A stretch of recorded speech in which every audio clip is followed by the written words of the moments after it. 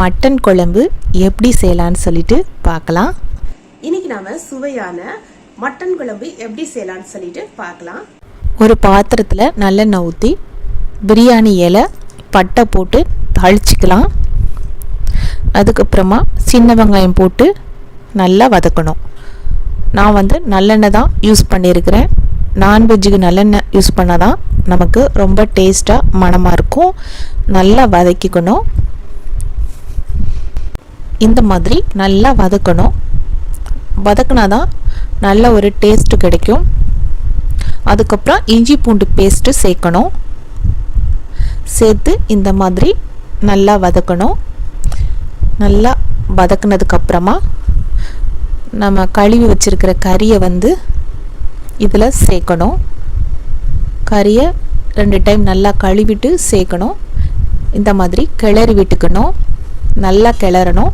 இதில் கொஞ்சமாக கரம் மசாலா தூள் சேர்த்துக்கலாம்.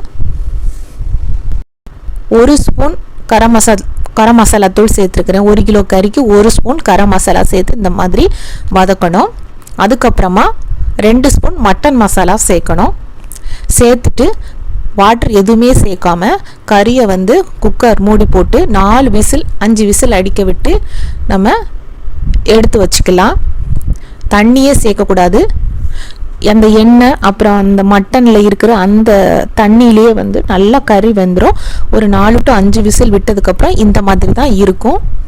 கறி வேக வச்ச அந்த தண்ணியை தனியாக எடுத்து வச்சுட்டேன். இது கறி மட்டும் இருக்குது. அந்த கறி வேக வச்ச தண்ணியை நம்ம மறக்காமல் தனியாக எடுத்து வச்சுக்கணும். அதுக்கப்புறம் தான் இந்த பொடிகளை சேர்க்கணும். இப்போது 2 ஸ்பூன் மிளகு சீரகத்தூள் சேர்த்துருக்கிறேன். மிளகு 2 ஸ்பூன், ஜீரகம் 1 ஸ்பூன், வத்தல் ஒரு 10 சேர்த்து அரைச்சி ஒரு 2 ஸ்பூன் மட்டும் அதில் சேர்த்துருக்கிறேன். குழம்பு மிளகாய்த்தூள் ஒரு 4 ஸ்பூன் சேர்த்துருக்கிறேன். உங்களுக்கு தேவையான அளவு காரத்துக்கு தகுந்த மாதிரி குழம்பு மிளகாய்த்தூள் சேர்த்துக்கோங்க. இந்த மாதிரி சேர்த்துட்டு வதக்கணும். நல்லா வதக்கணும். இது கறியை வேக வச்ச தண்ணி தனியாக எடுத்து வச்சுருக்கோம் இல்லையா, அதை ஊற்றிருக்கிறேன். ஊற்றிட்டு நல்லா கிளறணும். இதில் 1 கிலோவுக்கு நம்ம ஒரு அரை முறி தேங்காய், ஒரு 20 வெங்காயம், சின்ன வெங்காயம் போட்டு அரைச்சி இதோட சேர்த்துக்கலாம். நல்லா மிக்சியில் அரைச்சி சேர்த்துக்கணும். இன்னும் கொஞ்சம் தண்ணி நம்ம குழம்புக்கு சேர்க்கணுன்னா நீங்கள் தண்ணியை சூடு பண்ணி உங்களுக்கு தேவைக்கு சேர்த்துக்கங்க. சேர்த்துங்க அப்படின்னா நல்லது. இதில் நான் தேவையான அளவு இப்போது சூடான தண்ணி சேர்த்துருக்கிறேன்.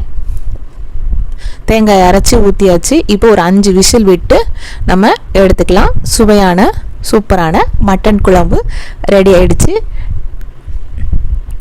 சுவையான மட்டன் குழம்பு ரெடி ஆயிடுச்சு.